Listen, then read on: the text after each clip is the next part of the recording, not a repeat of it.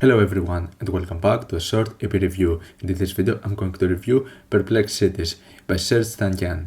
Serj Tankian, mostly known as one of the vocalists of System of a Down and also having multiple solo releases and movie soundtracks under his belt, is back with a brand new EP following 2021's Elasticity, which was an EP that slightly disappointed me and I find it to be sort of underwhelming. I wasn't necessarily expecting from Serj Tankian to go into something like really out there and that much groundbreaking, but I wasn't really that much pleased with the final results out of this EP. Now I believe that with what we have with Perplex Cities is an improvement and a much more engaging and well-crafted project, which I can't necessarily say that I was expecting that much out of it, and at the end of the day we obviously don't really get something that is that much insane or that much groundbreaking. I don't really believe that fans of Serj Tankian would find something particularly exceptional about this release, but in my opinion I believe that it's just pretty interesting and it has some really cool ideas to it, so for me at least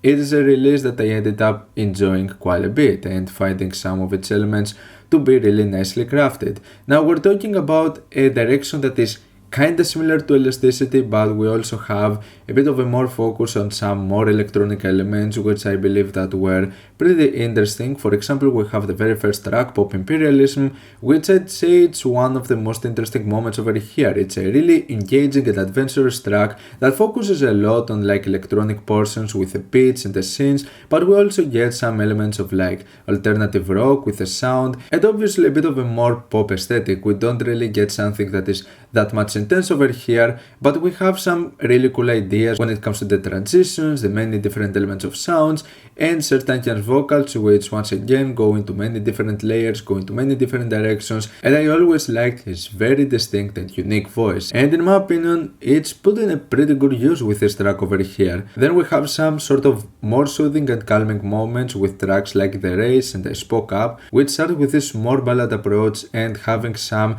Anatolian strings and the instrumentation at the beginning, which then leads to some progressions with vocals and additional elements like beats and electronic guitars. Both of those tracks go into a much more dark mood, and I'd say that The Race is pretty interesting. I like the directions that it goes in its 4.5 minute mark. On the other hand, I Spoke Up feels a bit more lackluster. It doesn't really go into that much of a progression as the track goes on, and I thought it was just a pretty okay moment. Interestingly enough, I'd say that the track Rumi Loves His Cars was my favorite song in terms of its melodic aspects. I really like the direction that this track was going with this more sort of piano ballad approach, though lyrically this feels like the quirkiest moment over here, which obviously is something pretty usual with Serj Tankian works. We saw it with System of a Down as well, and in my opinion they've always managed to craft even tracks like this in a really nice and engaging way. There's something really cool about Rumi Loves His Cars, its overall atmosphere, and how it just feels like this kinda quirky moment lyrically, but instrumentally I'd say that this was a really cool moment and the track that I would say was the most memorable out of the bunch.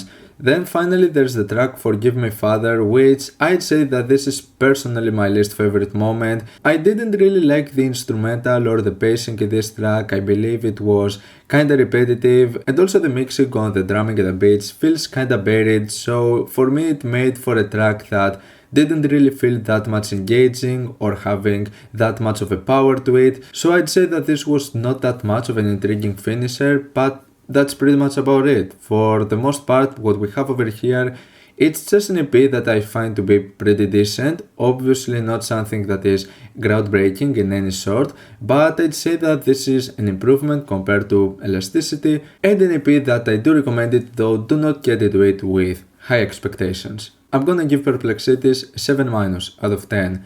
What's your opinion on this EP? Like it, dislike it, why, and what do you want to review next time? Let me know down in the comments. Leave a like if you enjoyed the video, subscribe for more content like this. Thank you for watching, I'll see you all in the next video.